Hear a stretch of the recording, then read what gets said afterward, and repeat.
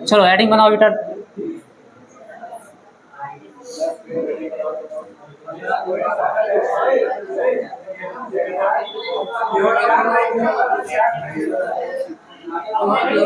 Einstein के, क्या बात है, हेडिंग बनाओ, टाइम नहीं दिया जाएगा, तुरंत लिखो। और क्या, आइंस्टीन के प्रकाश वैद्युत समीकरण से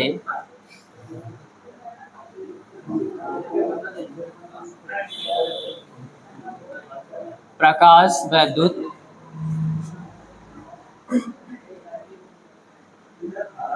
प्रभाव के नियमों की व्याख्या, या हेडिंग बनाओ बेटा।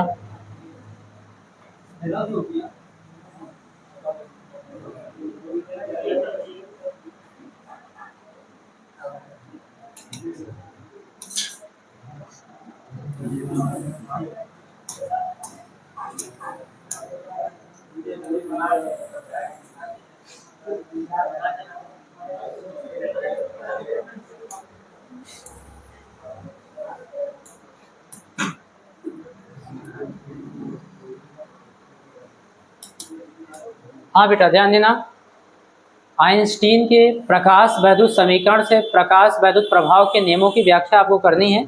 आप दोनों चीज़ पढ़ चुके हो, प्रकाश वैद्युत प्रभाव के नियम भी पढ़ चुके हो और आइंस्टीन का प्रकाश वैद्युत समीकरण भी पढ़ चुके हो, उसका डेरिवेशन भी कर चुके हो।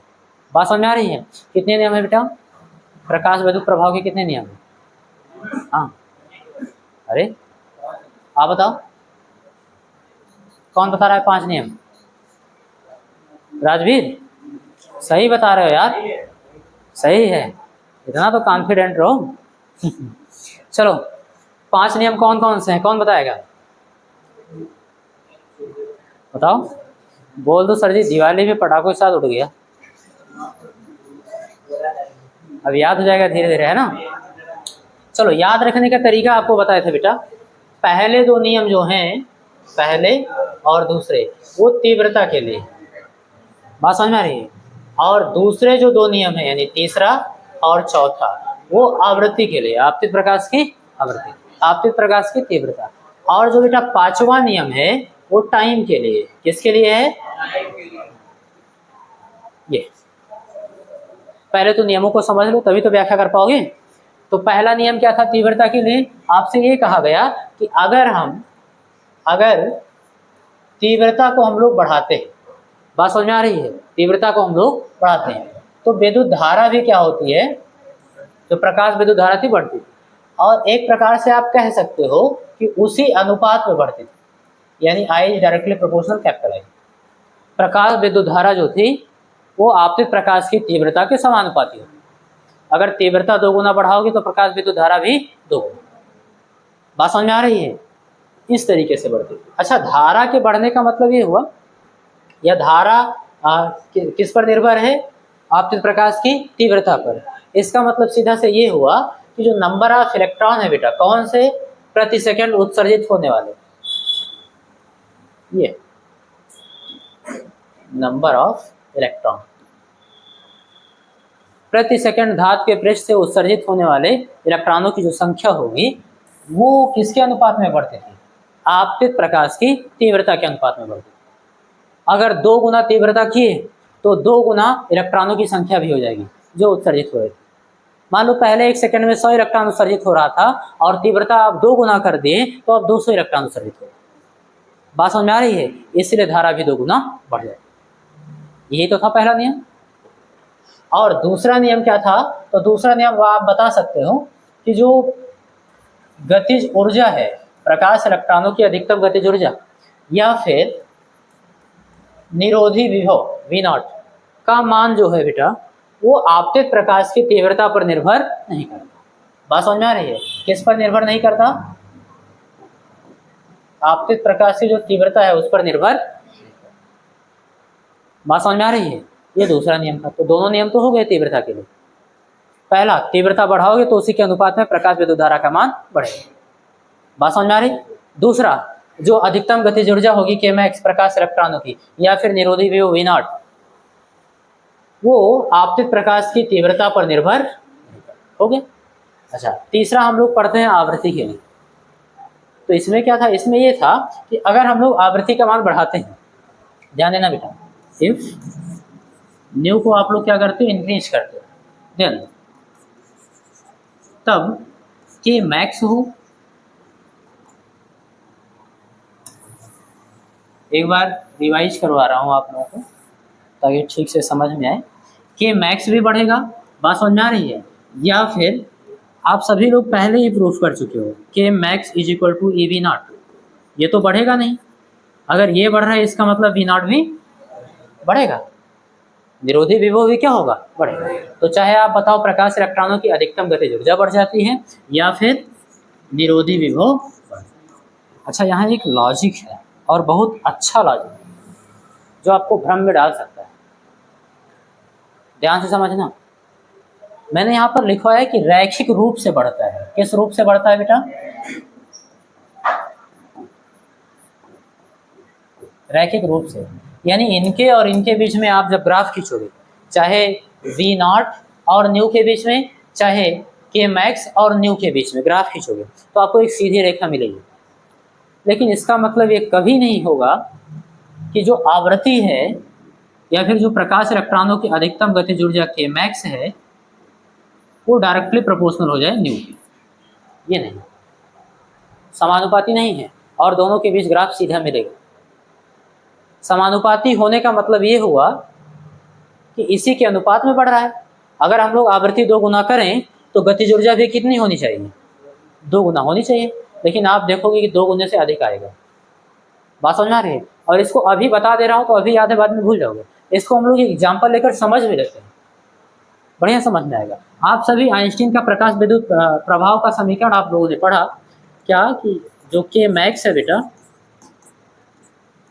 बराबर H nu minus new not, यही तो। अगर ये भी उड़ गया हो तो 1 सेकंड का इसका डेरिवेशन भी है। जो कुल ऊर्जा फोटॉन द्वारा दी जाती थी इलेक्ट्रॉन को, एच न्यू, वो 2 भागों में प्रयुक्त होते।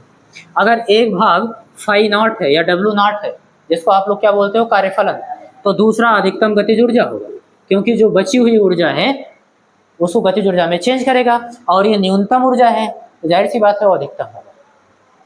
यही तो 2 भागों में खर्च होगा। और अगर आपको ये चाहिए तो इसको रोकना, इसको उधर भेज दो। तो के मैक्स के लिए सॉल्व करेंगे तो अधिकतम गतिज ऊर्जा बराबर फाई नॉट, इधर प्लस का उधर जाएगा, h nu minus phi naught. और फाई नॉट है क्या? कार्यफलन, जो कि किसके बराबर है? H nu naught. Value put कर दो यहाँ पर, तो फाई नॉट की जगह हम लोग लिख देंगे एच न्यू नॉट। देखो डेरिवेशन हो गया, एच कॉमन कर लेना, न्यू माइनस न्यू नॉट। बात समझ में आ गई? कोई डाउट तो नहीं है?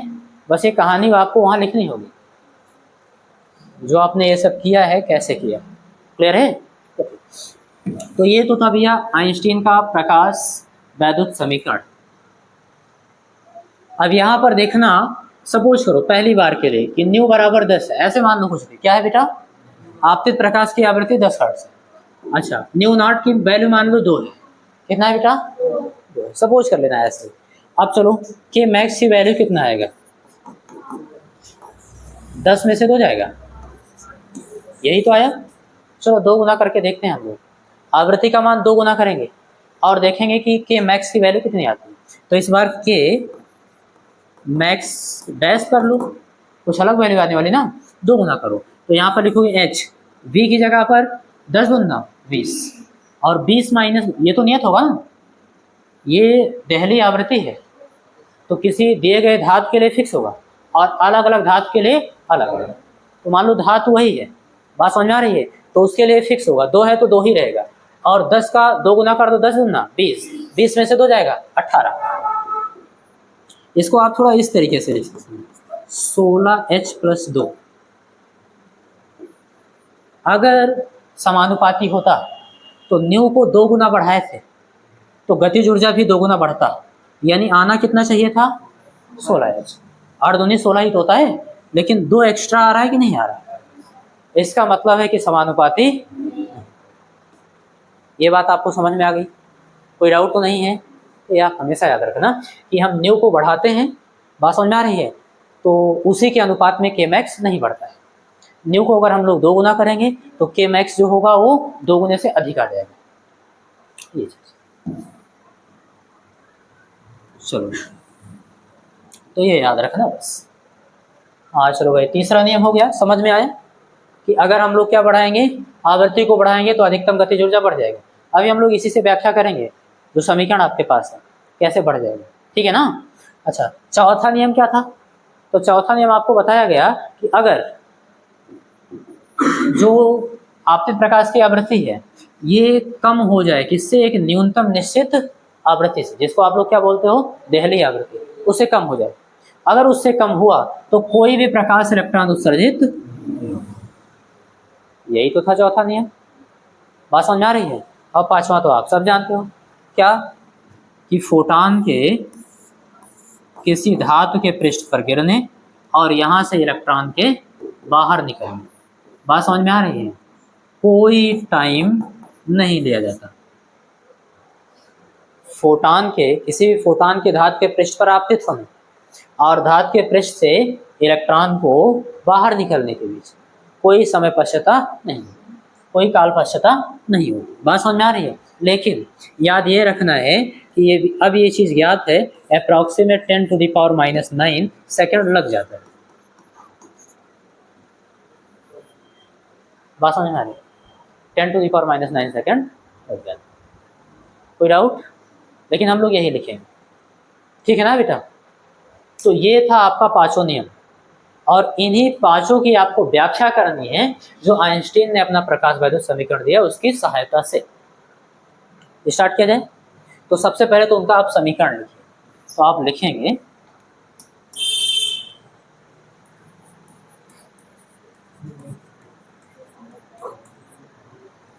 आइंस्टीन का प्रकाश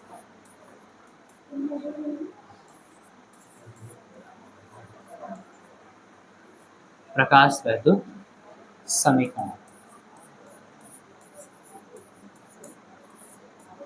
क्या था बेटा? तो आप बताओगे सर के मैक्स, अधिकतम गतिज ऊर्जा जो थी, इसी को आप लिख सकते हो ए वी नॉट के बराबर है। बीच बीच में इसका भी काम लगेगा तो इसको भी लिखते चलो, बात समझ में आ रही है। ओके, तो ई वी नॉट बराबर किससे होगा बेटा? तो आप बताओगे एच कॉमन करके न्यू माइनस न्यू नॉट, बात समझ में आ रही है। ये उनका समीकरण था, ठीक है भाई।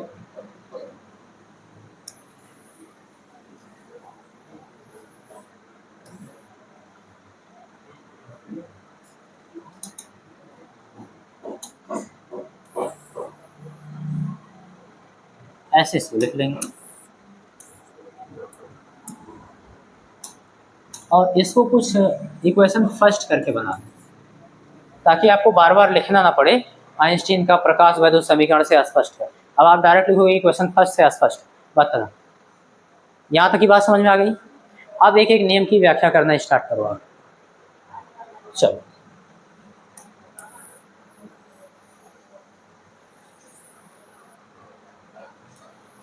इधर आपके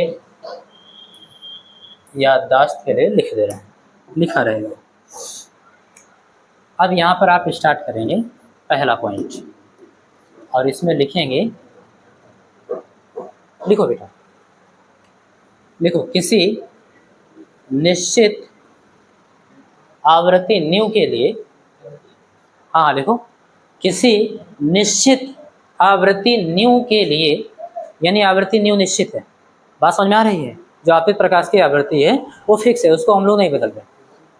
तो लिख लिए किसी निश्चित आवृत्ति न्यू के लिए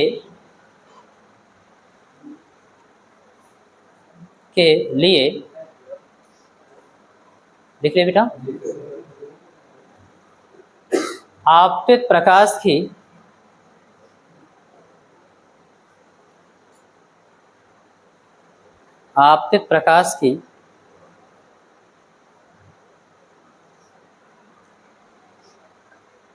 तीव्रता बढ़ने पर तीव्रता बढ़ने पर, तीव्रता, आपतित प्रकाश की तीव्रता जहां लिखी हो वहां ब्रैकेट में लिख लेना आई। बात समझ में आ रही है? तीव्रता आई के बढ़ने पर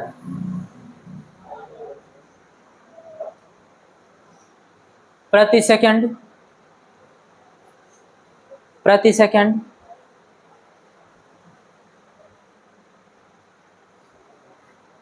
लिख ली, प्रति सेकंड धातु के पृष्ठ से, धातु के पृष्ठ से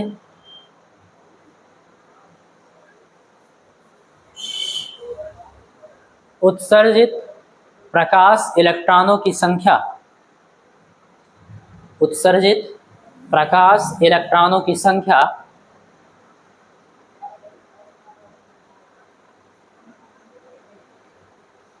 लिख लिया बेटा, प्रकाश इलेक्ट्रॉनों की संख्या ब्रैकेट में लिख लेना या प्रकाश विद्युत धारा,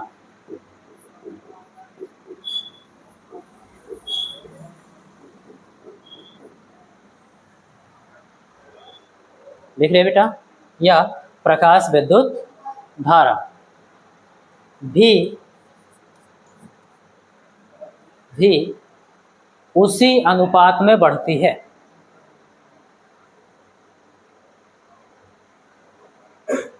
प्रकाश विद्युत धारा भी उसी अनुपात में बढ़ती है।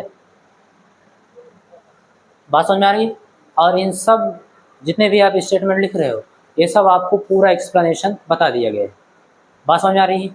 क्यों बढ़ता है, कैसे बढ़ता है, ये ग्राफ वगैरह सब कुछ समझ लो। तो ये वहाँ पर आप लिखोगे कैसे वो चीज़ बता रहा हूँ आपको, बहुत ज़्यादा कहानी लिखने की ज़रूरत नहीं। क्लियर है ना? और इसी में अगले लाइन से लिखना, चूँकि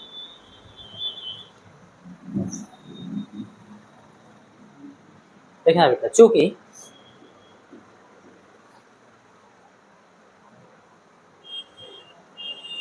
तीव्रता में परिवर्तन होने से, चूँकि तीव्रता में परिवर्तन होने से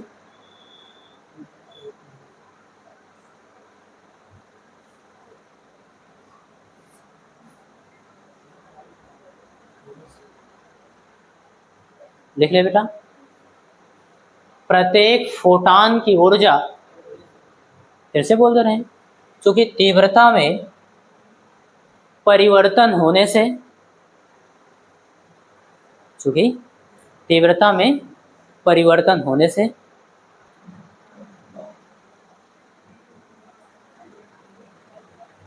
प्रत्येक फोटॉनों की ऊर्जा, प्रत्येक फोटॉनों की ऊर्जा h न्यू में, प्रत्येक फोटॉनों की ऊर्जा h न्यू में कोई परिवर्तन नहीं होता, कोई परिवर्तन नहीं होता।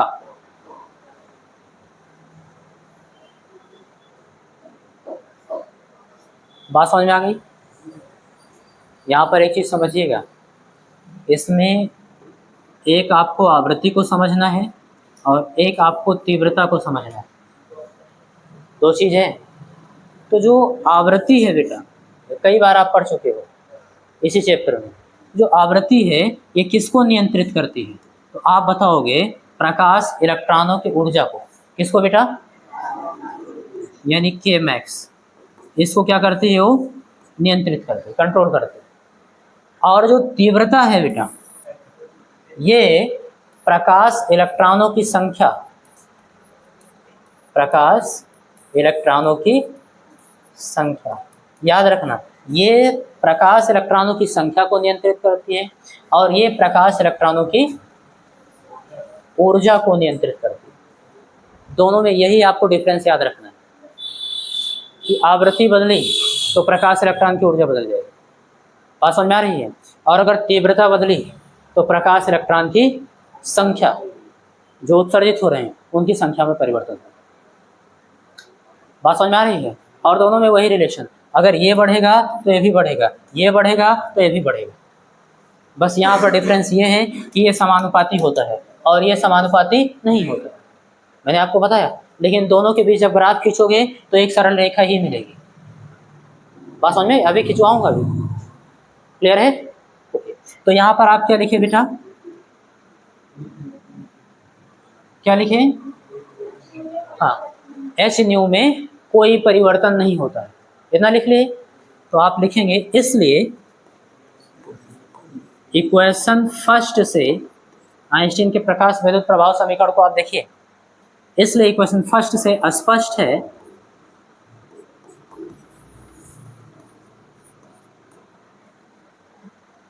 बात समझ में आ रही है?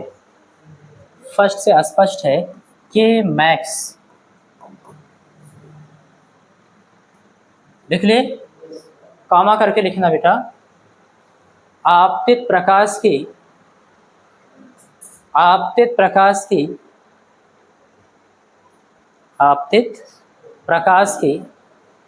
तीव्रता पर निर्भर नहीं करता। इक्वेशन फर्स्ट से स्पष्ट है कि मैक्स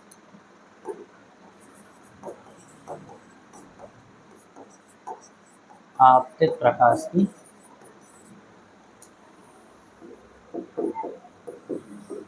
तीव्रता पर निर्भर नहीं करता। ये बात समझ में आ गई? क्योंकि आप तीव्रता बढ़ा रहे हो तो एच न्यू में तो कोई परिवर्तन ही नहीं हो रहा। एच न्यू में कोई परिवर्तन नहीं, चाहे आप तीव्रता घटाओ चाहे बढ़ाओ, एच न्यू में कोई परिवर्तन नहीं होगा। और अगर एच न्यू में कोई परिवर्तन नहीं होगा तो न्यू नॉट तो कांस्टेंट है ही है। बात समझ आ रही है? वो कांस्टेंट है, वो दिए गए धातु के लिए कांस्टेंट है। तो इसलिए के मैक्स में भी कोई परिवर्तन नहीं होगा। इसका सीधा सा रिलेशन क्या हुआ कि मैक्स जो है बेटा आपतित प्रकाश की तीव्रता का मतलब आई पर निर्भर नहीं। यहाँ तक आप लिख ले, और यहाँ तक अगर आप लिख लिए तो लास्ट में ऐसे आप एक ब्रैकेट बनाइएगा और लिखिएगा रूल फर्स्ट एंड सेकंड। हो गया, पहला और दूसरे नियम की व्याख्या इसी में तो हो गया। बात समझ में आ रही है? पहला नियम क्या था कि आई इज डायरेक्टली प्रोपोर्शनल आई, वो तो मैंने लिखवा दिया, पहले नियम में आपने यही लिखा डायरेक्टली प्रोपोर्शनल आई, ये हो गया आपका। बात समझ में आ रही है? और आपने यहाँ किया क्या था, न्यू कांस्टेंट। बात समझ में आ रही?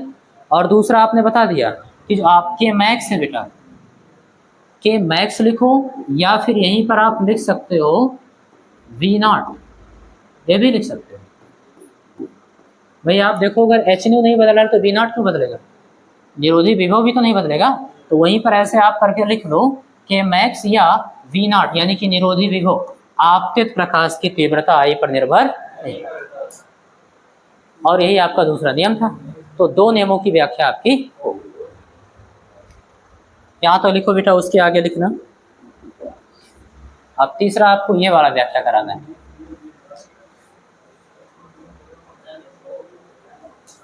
क्या हुआ बेटा, बोले? ऐसे दूसरा ऐसे कोई संकेत बनाना बेटा और उसमें लिखो आपतित प्रकाश की आवृत्ति के बढ़ने पर, आपतित प्रकाश की आवृत्ति न्यू के बढ़ने पर,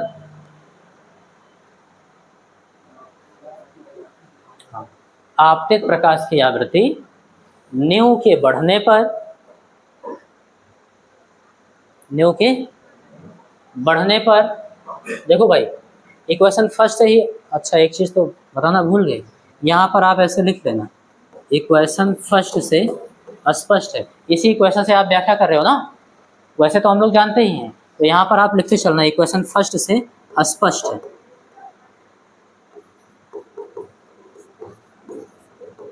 अब उसके बाद ठीक है ना, तो इक्वेशन फर्स्ट से स्पष्ट है आपतित प्रकाश की आवृत्ति न्यू के बढ़ने पर, यहाँ तक लिखो बेटा फिर समझाऊं, आपतित प्रकाश की आवृत्ति न्यू के बढ़ने पर, लिख लिए, प्रकाश इलेक्ट्रॉन की अधिकतम गतिज ऊर्जा के मैक्स, लिखो बेटा ओम, क्या लिखे? न्यू के बढ़ने पर प्रकाश इलेक्ट्रॉन की अधिकतम गतिज ऊर्जा के मैक्स ब्रैकेट में लिख लेना, या V नॉट या B नॉट।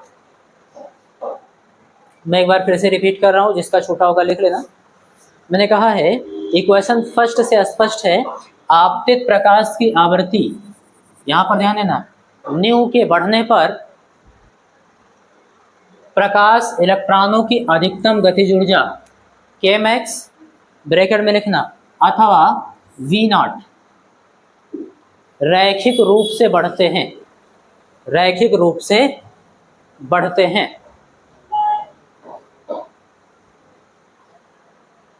रैखिक रूप से बढ़ते हैं, लिख ले बेटा। चलो इसको समझो कैसे हुआ ये।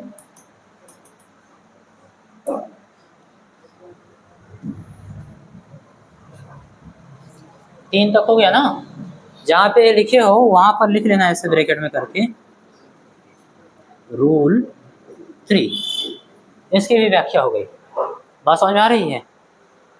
तीसरे नियम की व्याख्या हो गई, ऐसा लिख लेना पीछे रूल 3। ऐसे एग्जाम में लिखना भी कि पहला दूसरा इसमें कर दिया मैंने, तीसरा इसमें कर दिया, ठीक है। अब इसको समझो बेटा कैसे।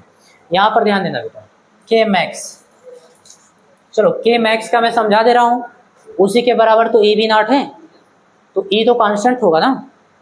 ये प्रकाश इलेक्ट्रॉन जो है उसका आवेश है 1.6 × 10⁻⁻19 कूलम, वो तो फिक्स रहेगा, वो नहीं बदलेगा। तो वी नॉट, अगर के मैक्स बढ़ रहा है तो वी नॉट भी बढ़ेगा, के मैक्स घट रहा है तो वी नॉट भी। तो मैं एक समझा दे रहा हूँ, दोनों में से कोई एक। के मैक्स में समझा रहा हूँ, के मैक्स बराबर आप लिख सकते हो बेटा एच न्यू माइनस न्यू। आपने कहा है आपतित प्रकाश की तीव्रता के बढ़ने पर, आपतित प्रकाश की तीव्रता कौन है? न्यू, जो धातु पर गिर रही है, इसके बढ़ने पर के मैक्स बढ़ जाता है, बात समझ में आ रही? और आपने कहा है रैखिक रूप से बढ़ता है, तो पहले तो मैं ये समझाता हूँ कि बढ़ता है, और दूसरी बार ये भी समझा रहा हूँ कि रैखिक रूप से बढ़ता है। देखो बढ़ता है, उसको समझना बेटा। न्यू का मान सपोज करना 10 है, जो भी लिए थे, और न्यू नॉट का 2 दिए थे, क्लियर है ना? सॉल्व करो बेटा, 10 में से 2 जाएगा 8, यही तो है। चलो न्यू के मान को बढ़ाओ, मान लो 2 गुना कर दिए 20, बात समझ में आ रही है? तो के मैक्स, इस बार कुछ दूसरा आएगा, तो यहाँ पर 20 कर दिए, 20 में से 2 जाएगा 18। देखो बेटा, अगर आप न्यू बढ़ाए तो के मैक्स भी बढ़ा कि नहीं बढ़ा? बढ़ा ना, वो भी बढ़ा, तो वही चीज़ लिखा गया है। और अगर के मैक्स बढ़ रहा है, इसका सीधा सा अर्थ है कि वी नॉट भी बढ़ रहा है। लेकिन रैखिक रूप से कैसे बढ़ रहा है, इस बात को आप समझिए। तो आप इसको, जो मैथमेटिक्स वाले होंगे अभी जल्दी समझ जाएंगे, बायोलॉजी वाले हैं वो भी समझें। ध्यान दीजिएगा, लिखा क्या है? के मैक्स, के मैक्स बराबर एच, एच का गुणा करा दो अंदर बेटा। अब इस चीज़ को ध्यान से समझो, है ना? पानी कुछ देर बाद पी लेना। एच का अंदर गुणा कराएंगे तो क्या होगा? H nu minus h nu not. थोड़ा और ठीक से लिख लो, के मैक्स बराबर H new plus minus h nu not. H nu not की जगह पर फाई नॉट भी लिख सकते हो, बात समझ में आ रही है? फाई नॉट या डब्ल्यू नॉट। अच्छा, इसकी तुलना हम इससे करा दें, y बराबर एम एक्स प्लस सी, करो। अच्छा, पहले तो बायोलॉजी वाले समझे कि ये है क्या। ये हाथी नहीं है, ये सरल रेखा का एक समीकरण है, इसको बोलते हैं प्रवणता रूप समीकरण। और ये कोई नई बात नहीं, आप कई बार पढ़ चुके हो, आपको शुरुआत में ही ग्राफ पढ़ाया गया है बेसिक मैथमेटिक्स में, है ना? और ग्राफ में मैंने लगभग जितने आपको काम लगते हैं सरल रेखा से रिलेटेड टॉपिक, तो वो तो पढ़ाए थे चैप्टर ही, हाँ ठीक है, वो चीज़ें मैंने पढ़ा दी हैं, क्लियर है? तो वहाँ पे जाके आप सरल रेखा का थोड़ा बहुत देख लेना। चलो कुछ चीज़ें मैं बता देता हूँ। y और x क्या है? तो y और x वेरिएबल है, 2 चर हैं, बात समझ में आ रही है? एक एक्सिस पे आप क्या करोगे? y ले लोगे और दूसरे पर x। इन दोनों में किस प्रकार से परिवर्तन होगा, ध्यान देना। यहाँ पर m क्या है बेटा? m को हम लोग बोलते हैं इस रेखा का, सरल रेखा का मतलब रेखा तो समझ में आ रहा है ना, दो प्रकार का होता है, एक सीधी रेखा होती है और एक टेढ़ी रेखा होती है, मतलब एक सरल रेखा है और एक वक्र रेखा। बात समझ में आ रही? अच्छा, तो ये इसका समीकरण है बेटा, y बराबर एम एक्स प्लस। बात समझ में आ गई? और ये कुछ इस प्रकार से अगर हम यहाँ पर बनाएं तो ये सीधी रेखा, तो देखो x और y के बीच ग्राफ कैसा मिल रहा है? सरल रेखा मिल रहा है कि नहीं मिल रहा है? तो ऐसे ही y की जगह पर क्या लिखा? अच्छा, यम क्या है? तो यम बता देना कि प्रवणता है। क्या है बेटा? प्रवणता, या फिर इसी को क्या बोलते हैं? ढाल। अब इसको तो पढ़ा चुके हैं, ओम का नियम पढ़ा रहे थे जब। बात समझ में आ रही है? वहाँ पे रैखिक और अरैखिक ग्राफ पढ़ाए थे ना, तो प्रवणता पढ़ाए थे। हालांकि याद रखना कि प्रवणता बराबर होता है tan थीटा। क्या होता है बेटा? हाँ, किसी रेखा की प्रवणता बराबर tan थीटा, जहाँ थीटा क्या होता है? उस रेखा के द्वारा x अक्ष की धन दिशा के साथ बनाया गया कोण। ठीक है? अच्छा, c क्या है? y और x समझ ले, यम समझ ले। और c क्या है? तो आप बताओगे c जो है वो y अक्ष पर कटा हुआ अंतःखंड है, यानी ये रेखा y अक्ष को मूल बिंदु से कितनी दूरी पर काट रही है। अब अगर c प्लस है, इसका मतलब है y अक्ष की धनात्मक दिशा में काटेगी, और c माइनस है, इसका मतलब y अक्ष के ऋणात्मक दिशा में। तो यहाँ पर प्लस है इसलिए मैंने ऐसा खींचा है। यहाँ पर एक एक चीज समझना बेटा, ये तो x y हो गया, यम बता रहा हूँ, c देखना पहले। c ये है बेटा, यहाँ से यहाँ तक की डिस्टेंस, ये क्या है? c। देखो y अक्ष यही तो है, ये y अक्ष है और ये y अक्ष की धन दिशा होगी, पॉजिटिव डायरेक्शन, और नीचे क्या होता है? y अक्ष की नेगेटिव डायरेक्शन। तो इसकी डायरेक्शन में मूल बिंदु से यही तो काट रही है, तो मूल बिंदु से जितनी दूरी पर काटती है वही आपका क्या होता है बेटा? c। बात समझ में आ गई? अच्छा, यम क्या था? प्रवणता। प्रवणता क्या होता है कि वो रेखा, ये जो है, ये कौन सी रेखा? y बराबर एम एक्स प्लस, ये रेखा x अक्ष की धनात्मक दिशा के साथ कितना कोण बना रही है, उसको tan के साथ आप ले लीजिए। तो देखिए x अक्ष की पॉजिटिव डायरेक्शन यही है ना, ये x अक्ष की पॉजिटिव डायरेक्शन है, और इधर वाली क्या है? Negative direction. हमको इधर वाले कोण से मतलब नहीं, हमको मतलब है इधर वाले कोण से कि कितना कोण बना रहे। तो इधर वाला कोण मान लेना थीटा है, कुछ भी है। तो इस रेखा की जो प्रवणता होगी यम बराबर, वो हो जाएगा tan। क्या हो जाएगा बेटा? दूसरे रूप में आप बता सकते हो कि कहीं भी क्षैतिज के साथ ये थीटा कोण बना रही, तो यहाँ भी क्षैतिज के साथ थीटा कोण। ऐसे एक ट्रायंगल ले लेना, ये y अक्ष पर डिस्टेंस हो गया और ये यहाँ से यहाँ तक x अक्ष पर। बात समझ आ रही है? तो थीटा के सामने की भुजा लंब, ये लंब हो जाएगा ना, जो न्यून कोण आपने लिया, और ये 90 डिग्री होगा इसके सामने कर्ण। कर्ण से मतलब नहीं है, जो बच गया वो आधा। तो आप tan थीटा की वैल्यू यानी कि प्रवणता यम की वैल्यू बता सकते हैं किससे? लंब बटे आधार। जहाँ पे यम लिखा है वहाँ पे आप लंब बटे आधार लिख सकते हैं। ये इसलिए बता रहा हूँ क्योंकि अभी आपको ग्राफ समझाना है। तो अगर y बराबर एम एक्स प्लस सी का आप ग्राफ समझ गए, चलो चौथा अभी बता दे रहे हैं भाई, तो आप इसका भी ग्राफ समझना। ये आप जरा इसकी तुलना y बराबर एम एक्स प्लस सी से करना, सरल रेखा का जो समीकरण है प्रवणता रूप। तो y की जगह पर क्या लिखा है? केम एक्स। तो y एक्सिस पे आप किसको दर्शाओगे? केम एक्स दर्शा दिए। x की जगह पर क्या लिखा है बेटा? न्यू, आवृत्ति। आपतित प्रकाश की क्या है बेटा? आवृत्ति, न्यू बता दिए। ठीक है, ये बात भी समझ में आ रही। अब देखिए c की जगह पर क्या लिखा है? -5।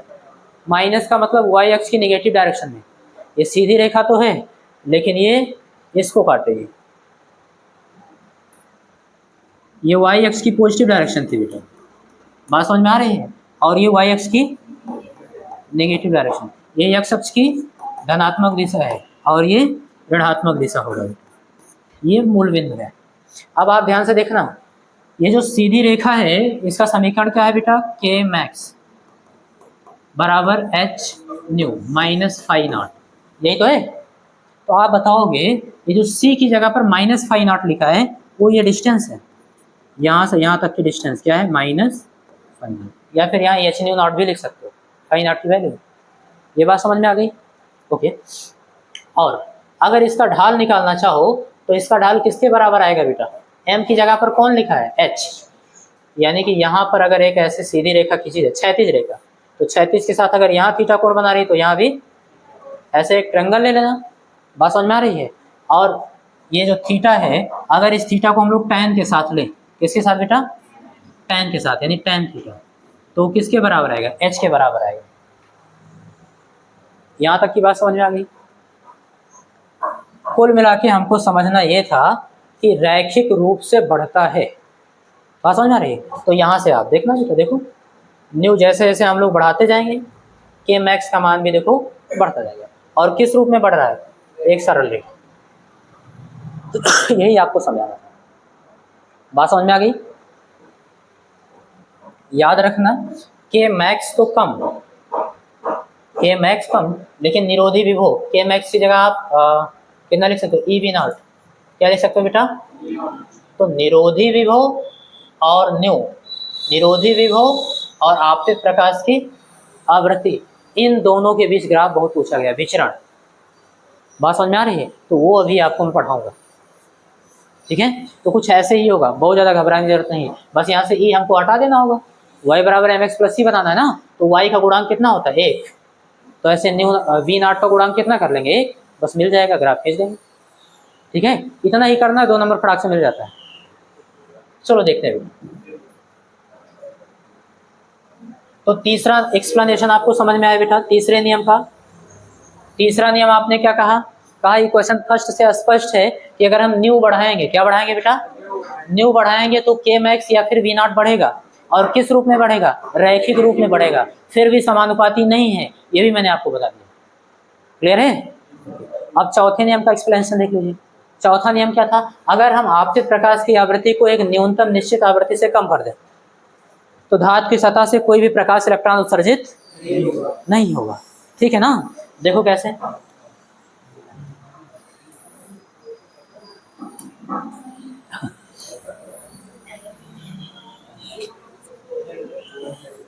और कोशिश करना ऐसे छोटे छोटे लैंग्वेज में लिखो।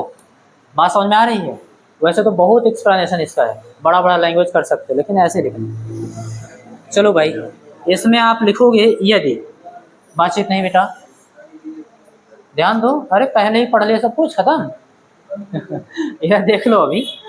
यदि new is less than new not, new क्या है बेटा? आपतित प्रकाश की आवृत्ति। न्यू नॉट क्या है? दिए गए धातु की सतह के लिए न्यूनतम आवृत्ति जिस पर प्रकाश इलेक्ट्रॉन उत्सर्जित हो सके। बात समझ में आ रही है। और उससे अगर ये कम हो जाए, बात समझ में आ रही है, तो फ्रॉम इक्वेशन फर्स्ट देन, उसी की सहायता से व्याख्या कर रहे हैं। तो फ्रॉम इक्वेशन फर्स्ट हम लोग देखते हैं कि के मैक्स ऋणात्मक होता है। इस बात को समझना बेटा ध्यान से, आप ध्यान देना। अगर हम लोग ये के मैक्स है किसके बराबर? के मैक्स किसके बराबर बेटा? H nu minus new not, H nu minus new not. अगर हम कह रहे हैं इसका मान जो है इससे कम हो, न्यू नॉट से क्या हो जाए? कम हो जाए, है ना अरविंद। तो बताओ यहाँ क्या मिलेगा? आम मिलेगा ना पक्का, लेकिन सीजन है नहीं। कहो तो लतियारी तो है, ऐसे करके बतियाता है। इधर देखो बेटा, अगर न्यू नॉट से क्या है? कम है, तो कम में से ज़्यादा को घटाओ यार, कोई भी छोटी संख्या ले लो, 3 में से 4 को घटाओ, क्या मिलेगा? माइनस। माइनस मिलेगा ना। तो वही चीज़ मैंने लिखा है भाई, एच तो प्लस ही होगा, तो के मैक्स क्या आ गया? माइनस आ गया, ठीक है। आप बताएंगे जो कि असंभव है।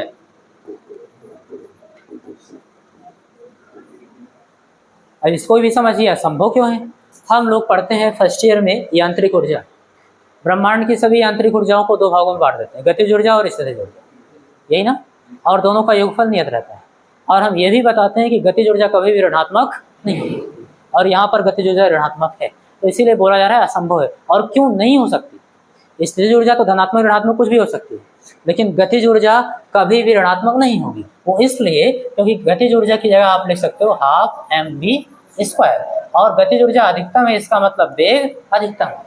गतिज ऊर्जा का सीधा इफेक्ट किस पर होता है? देख, ये तो किसी पदार्थ के लिए या कण के लिए नियत होगा, बात समझ आ रही? और ये दोनों क्या है भैया? पॉजिटिव। ये कैसे हैं? हमेशा भाई द्रव्यमान है, 1/2 है तो धनात्मक रहेगा ही। बात समझ में आ रही? बचा क्या? बेग। बेग तो है भैया सदिश राशि। बेग क्या है? तो धनात्मक, ऋणात्मक अथवा शून्य कुछ भी हो सकता है, फर्स्ट ईयर में आप पढ़ते हो। तो यहाँ से ऋणात्मक हो सकता है, बेग क्या हो सकता है? ऋणात्मक हो सकता है, लेकिन कोई प्रभाव नहीं पड़ेगा क्योंकि उसका स्क्वायर है। बात समझ में आ रही है? मान लो थोड़ी देर के लिए कि बेग क्या है बेटा? ऋणात्मक है। अगर बेग ऋणात्मक भी हो गया तो -2 का स्क्वायर, स्क्वायर का मतलब इसी का 2 बार गुणा, तो माइनस माइनस प्लस 2 दूनी 4, तब भी कैसा आया? आ गया ना। तो कुल मिला के ये है कि ये भी कैसा होगा बेटा? कितना भी खराब है लेकिन ये भी क्या होगा? पॉजिटिव। और जब सब पॉजिटिव है तो कुल मिला के आना कितना चाहिए? और जो यहाँ पर क्या बता रहा है? नेगेटिव। इसका मतलब है कि असंभव है, गतिज ऊर्जा उसके पास होगी नहीं। गतिज ऊर्जा नहीं होने का मतलब कोई प्रकाश इलेक्ट्रॉन उत्सर्जित ही नहीं होगा। तो आप बताओगे आइंस्टीन के प्रकाश वैद्युत समीकरण से कि अगर आपतित प्रकाश की आवृत्ति दिए गए धातु के लिए देहली आवृत्ति न्यू नॉट से क्या है? कम है, तो के मैक्स क्या हो जाएगा बेटा? नेगेटिव हो जाएगा, जो कि असंभव है। इस दशा में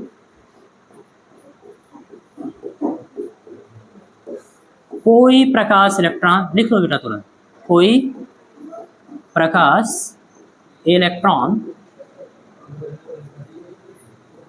उत्सर्जित नहीं होगा, उत्सर्जित नहीं होगा।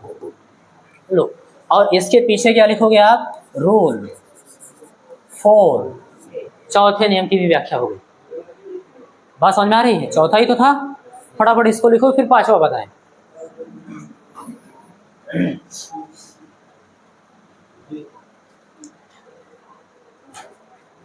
लिखो बेटा,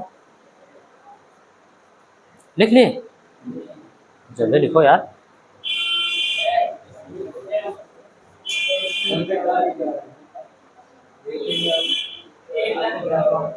क्या?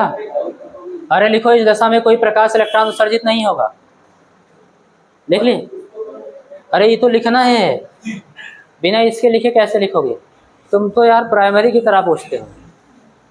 हाँ, मान लो प्राइमरी हम लोग पढ़ते थे तो हमारे यहाँ एक पंडित जी पढ़ाते थे, कोपा गांव है एक, आप जानते होंगे, वहीं से आते थे। हाँ कोपा, ये जानते हैं, इनके नज़दीक है, तो वहीं से पंडित जी थे, बहुत अच्छे थे, हमेशा पढ़ाते थे। सब लोग बोलते नहीं हैं कि प्राइमरी में जाते हैं हम लोग और जैसे लंच होता है थरिया खाते हैं, थरिया नहीं खाते हैं, थरिया लेकर जाते हैं, भर के खाते हैं, और जो टीचर होते हैं वो भी खाते हैं, अभी चटाई बिछा के सो जाते हैं है ना। और जब सो के उठेंगे ऐसे बढ़िया से, फिर जाओ तो छुट्टी हो गई, जाओ कल फिर आना, ऐसे बोलते नहीं हैं। लेकिन कुछ भी हो, वो हमेशा पढ़ाते थे, मैथ ही पढ़ाते थे, आते थे, हमेशा पढ़ाते थे।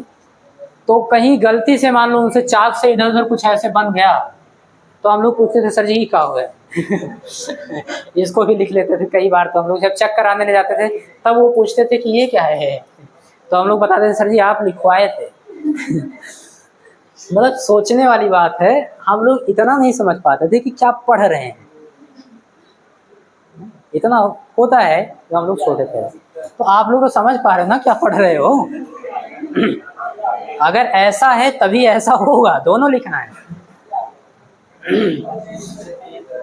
लिख ले बेटा, आगे चलें। पांचवा लिखो, अरे लिखो इसमें, धातु की सतह पर फोटॉन के आपतित होने, धातु की सतह पर फोटॉन के आपतित होने,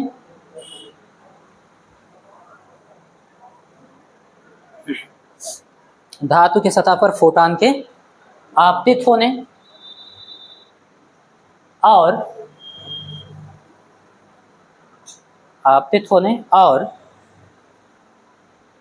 प्रकाश इलेक्ट्रॉन के उत्सर्जित होने और प्रकाश इलेक्ट्रॉन के उत्सर्जित होने उत्सर्जित होने के मध्य कोई काल पश्चाता, वही टाइम लैग, बात समझ में आ रही है, कोई काल पश्चाता यानी समय पश्चाता नहीं होता। देखो कोई काल पश्चाता नहीं होता, देख ले। हालांकि इतना याद रखना बेटा, अगर आवृत्ति का वो तीव्रता का मान बहुत ज़्यादा कम, बात समझ में आ रही है, तो इतना समय अप्रॉक्सीमेट लग जाता है 10⁻⁹ सेकंड। बात समझ में आ रही है, लेकिन आप यही लिखोगे कोई समय पश्चाता नहीं होता। यहाँ तक बात समझ में आ गई। अच्छा ये भी याद रखिएगा कि आपतित प्रकाश की तीव्रता का मान कितना भी कम क्यों ना हो, ये भी उन्होंने कहा था, तीव्रता का मान कितना भी कम क्यों ना हो, कोई समय पश्चाता नहीं याद। तो यहाँ से ये पता चलता है कि जैसे आवृत्ति का एक संस्तब्ध बताते हो, आवृत्ति है, संस्तब्ध विभव है, संस्तब्ध तरंगदैर्घ्य है, यानी एक बाउंड्री है ना अंत तक, यहाँ के बाद प्रकाश इलेक्ट्रॉन उत्सर्जित नहीं होगा। लेकिन तीव्रता के लिए ऐसा कोई बाउंड्री नहीं है, ये आप याद रखना। तीव्रता का मान कितना भी कम क्यों ना हो, उससे कोई मतलब नहीं है, क्योंकि वो डिसाइड करता है प्रकाश इलेक्ट्रॉन उत्सर्जित प्रकाश इलेक्ट्रॉनों की संख्या। बात समझ में आ रही है ये चीज। चलो भाई यहाँ पर लिख लेना ऐसे रूल।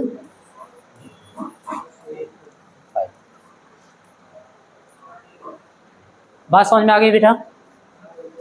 एक छोटा सा ग्राफ है, फटाफट देख लो बस। हाँ भाई है, लिख लिए इतना। चलो इसमें हेडिंग बनाओ फटाफट आप, और इसको आप लिखना इम्पोर्टेंट, इसको लिखना इम्पोर्टेंट और इसको भी लिखो इम्पोर्टेंट। बिल्कुल सही, ये आता है ज़्यादातर ऐसे ही आता है कि आइंस्टीन का प्रकाश वैद्युत प्रभाव संबंधी समीकरण की व्युत्पत्ति कीजिए और उसकी सहायता से प्रकाश वैद्युत प्रभाव के नियमों की व्याख्या भी कीजिए। ये होता है आपका 5 नंबर का क्वेश्चन। बात समझ में आ रही है? या फिर पूछ लेता है कि प्रकाश वैद्युत प्रभाव के नियमों को लिखिए और प्रकाश वैद्युत प्रभाव संबंधी आइंस्टीन के समीकरण की व्युत्पत्ति कीजिए। ये 5 नंबर होता है। बात समझ में आ रही है? तो ये इंपॉर्टेंट हो गया बेटा। अब दूसरी चीज देखो, अभी के मैक्स और न्यू के बीच मैंने आपको ग्राफ समझा दिया, लेकिन आपसे पूछता क्या है, इसलिए मैं उसको आपको अलग से पढ़ा दे रहा हूँ। कई बार आपके बोर्ड एग्जाम में आ भी चुका है। निरोधी विभव और आपतित प्रकाश की आवृत्ति, इन दोनों के बीच ग्राफ है। तो इसको आप लिख लो ऐसे, लिखो आपतित प्रकाश की आवृत्ति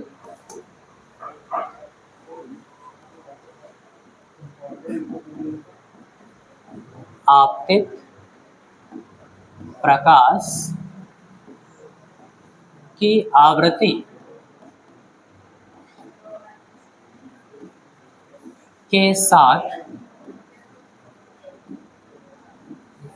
निरोधी विभव।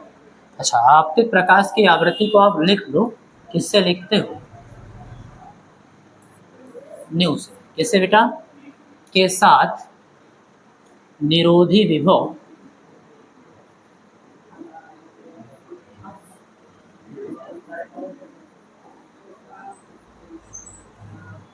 यानी V0 का विचरण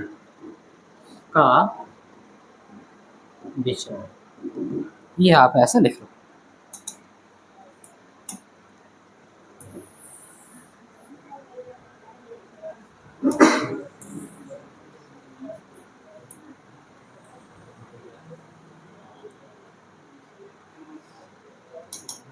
यहां तक लिख ले बेटा। अब ध्यान से समझना, बहुत छोटा सा है, लिखेंगे आइंस्टीन के प्रकाश वैद्युत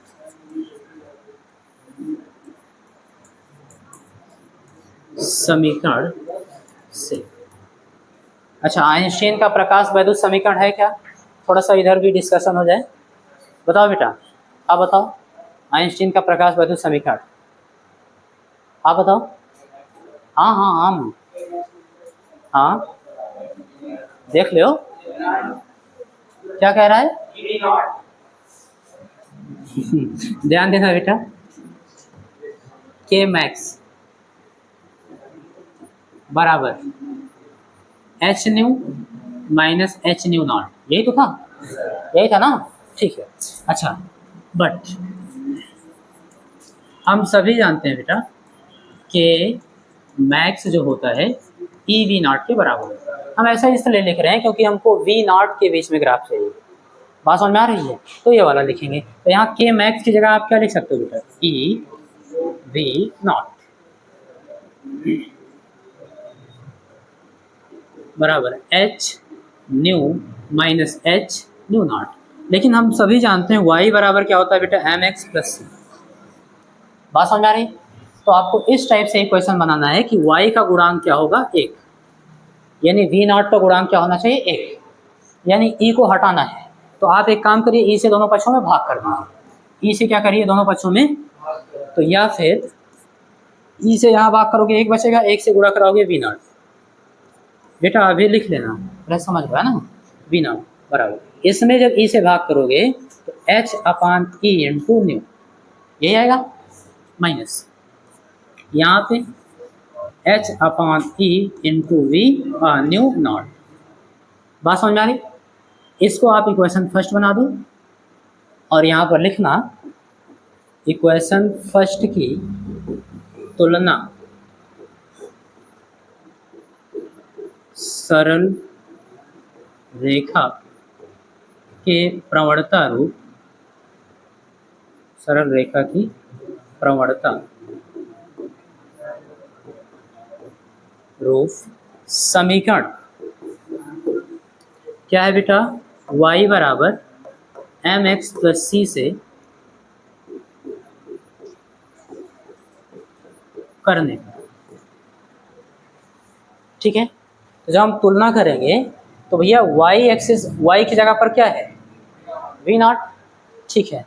m की जगह पर क्या लिखा है, एच वाई ई, और x की जगह पर क्या लिखा है, तो y और x के बीच ग्राफ खींचते हैं, एक सीधी रेखा मिलती है ना, सीधी रेखा का समीकरण। तो यहाँ पर हम लोग न्यू और v नॉट के बीच में ग्राफ खींचेंगे, सीधी रेखा मिलेगी। क्लियर है?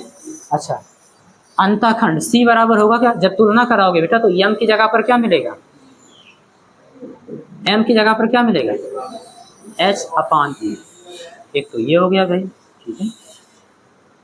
एंड अगर हम c बराबर देखेंगे, c बराबर माइनस, चिन्ह सही देखेंगे कितना आएगा, तो आप बताएंगे minus h nu naught by, जैसे मन करे देखो, कोई दिक्कत नहीं। एच न्यू नॉट की जगह पर आप फाई नॉट लिख सकते हो। एच न्यू नॉट क्या है, कार्यफलन है, ये हो गया। और यहाँ पर कुछ चीज़ें बायोलॉजी वालों के लिए लिख दे रहा हूँ, हाँ, ताकि उनको समझ में आ जाए। चलो भाई देख लो, आप बताओगे हियर, यहाँ पर नहीं तो सी आप लोग समझ लो कि निर्वात में प्रकाश की चाल है, हाँ समझ सकते हो भाई। 10th से स्ट्रेट लाइन हट ही गया है, 10th में है ही नहीं, 10th तक मैथ पढ़े हो, बेसिक मैथमेटिक्स तो आप लोग पढ़े नहीं हैं। चलो बेटा देखो यहाँ पे m क्या है, पहले c बता दो, c क्या है, तो आप बताओगे रेखा द्वारा y अक्ष पर कटा अंतःखंड, क्या लिखोगे बेटा, रेखा द्वारा y अक्ष, याद रखना y अक्ष पर कटा अंतःखंड,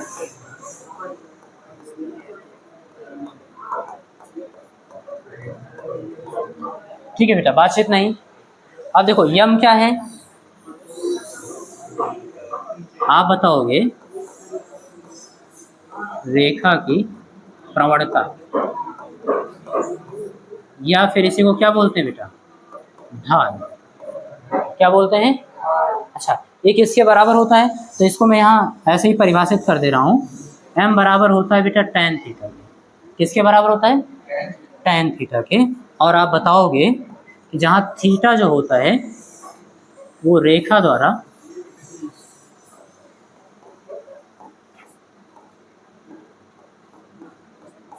x अक्ष की, याद रखना बेटा एक्स अक्ष की धनात्मक दिशा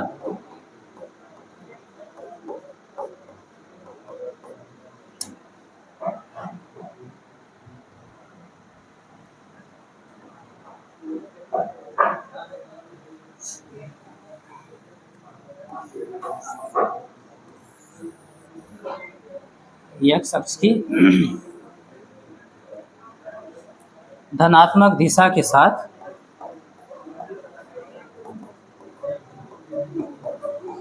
बनाया गया कोण। चलो भाई, ये बात आपको समझ में आई? आप लोगों को तो पहले से आ रही भाई, इन लोगों से पूछ रहा हूँ, बोलो क्लियर है ना? प्रवणता आपको समझ में आ गया कि कोई सरल रेखा है भाई ऐसे, अब ये यक्स अक्ष की धनात्मक दिशा है, ये यक्स है ना, और ये एक्स डैश होगा, तो यही वाला तो पॉजिटिव डायरेक्शन होता है। अब इसके साथ कितना कोण बना रहा है वो ले लो, और उस कोण को किसके साथ ले लो बेटा, tan थीटा। तो ये जो tan थीटा होगा इस रेखा का क्या होगा, प्रवणता। बात समझ में आ गया? और इसको मैं पढ़ा चुका हूँ, मुझे याद आ रहा है जब ओम का नियम आप लोग पढ़े थे और ग्राफ पढ़े थे बी और आई के बीच, तो बढ़िया से वहाँ समझाए थे प्रवणता क्या होता है।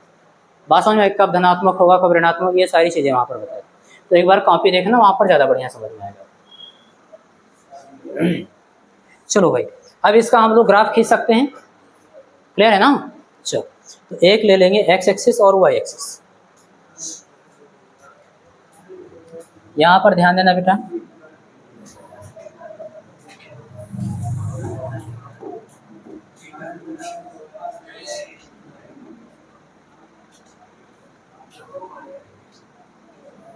नहीं बातचीत मत करो,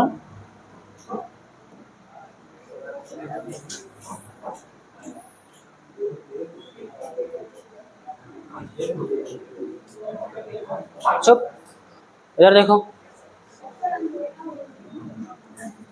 ये मूल बिंदु है बेटा, वो ग्राफ फटाफट खींचो। तो इस समीकरण का जो फर्स्ट आपको दिख रहा है, इसका जो आप ग्राफ, अच्छा यहाँ पे पहले लिखो, एक्स एक्सिस पे आप किसको लिखोगे बेटा, एक्स की जगह पर कौन लिखा है, न्यू, तो यहाँ पर आप कर दोगे एक्स एक्सिस पे आपतित प्रकाश की आवृत्ति न्यू, और वाई एक्सिस पे किसको लिखोगे, वी नॉट, यानी कि निरोधी विभव वी नॉट। और इन दोनों के बीच में जब आप ग्राफ खींचोगे तो आपको एक सीधी रेखा मिलेगा, और वो कुछ इस प्रकार से मिलेगा,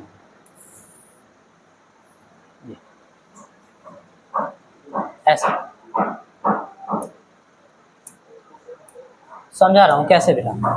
पहली चीज तो ये वाई अक्ष की ऋणात्मक डायरेक्शन में अंतःखंड काटेगा, धनात्मक डायरेक्शन में नहीं। क्यों? क्योंकि सी की वैल्यू कैसी है, नेगेटिव। तो आप बताओगे सी क्या होता था, मूल बिंदु से वाई अक्ष पर कटे अंतःखंड। बात समझ में आ रही है? यहाँ से यहाँ तक की डिस्टेंस होती थी, तो यहाँ से यहाँ तक की डिस्टेंस कितनी होगी, minus h nu naught by e. कितना होगा बेटा,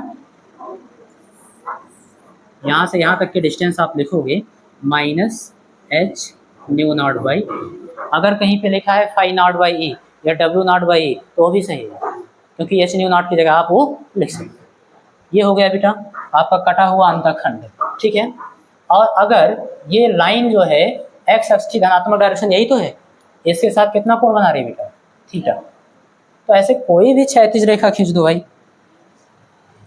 कोई भी ऐसे आप क्या करो, एक सीधी रेखा यहाँ खींच दो, क्षैतिज रेखा। तो ये वाली लाइन जो है क्षैतिज रेखा के साथ कितना कोण बनाएगी, थीटा ही बनाएगी। ऐसा क्यों, संगत कोण। क्या होगा बेटा, ठीक, सही होगा। ऐसे बताओ, ये भी क्या होगा, ठीक। बात समझ में आ रही है?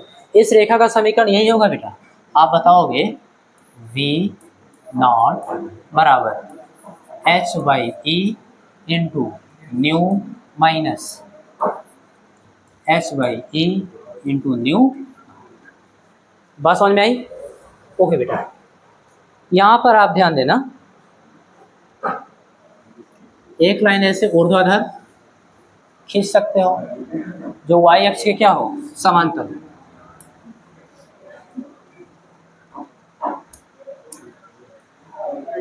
ये बेटा प्रवणता निकालने के लिए कर रहा हूँ, बात समझ में आ रही है? तो ध्यान देना, अगर ये थीटा तो ये भी थीटा। इस बिंदु को अगर हम ए माने, इसको बी माने और इसको सी,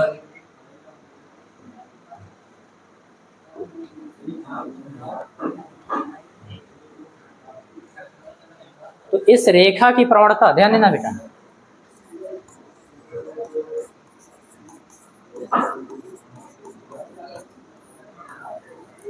आप पहले से जानते हो, दे दिया गया m बराबर h बाई ई, कितना दिया गया? तो आप बताएंगे m बराबर h बाई ई, बात समझ में आ रही है? और बट m बराबर क्या होता है? tan थीटा, ये आप पहले से जानते हो। तो जहां पर m लिखा है वहां पर क्या लिखोगे? tan theta. tan थीटा बराबर h बाई, ठीक है बेटा। tan थीटा बराबर क्या होता है? लंब बटे आधार। लंब कौन है? न्यून कोण थीटा के सामने की भुजा लंब BC, क्या है बेटा? यहाँ पर बताओगे BC बटे आधार कौन है? तो ये 90 डिग्री होगा, इसके सामने की भुजा कर्ण, जो बचा हुई आधार AB बराबर h बाई ई। और यहाँ पर अगर हम h के लिए सॉल्व करें, इसलिए h बराबर ई भाग में उधर जाएगा गुण, तो BC बटे AB और इंटू ई, यानी कि बेटा न्यू और V नॉट के बीच विचरण जो हो रहा है ग्राफ में, ये तो आपने बता दिया कि रैखिक होगा। कैसा होगा? सब कुछ बता दिया। यहाँ से आप h का प्लांक कांस्टेंट जो था उसकी वैल्यू भी बता सकते हो कि कितना होगा, जिसको आपने निकाला था 6.63 into 10 to the power minus 34 joule second, जो आपको बताया गया था ना कांस्टेंट की वैल्यू, इतना यहाँ से निकाल सकते हो। क्योंकि BC और AB क्या है? भुजाओं की माप है, वो आपको पता रहेगी। और E की वैल्यू आपको पहले से पता है 1.6 into 10 to the power minus 19, बात समझ में आई? वैल्यू रखोगे तो ऐसी वैल्यू, ये हो गया।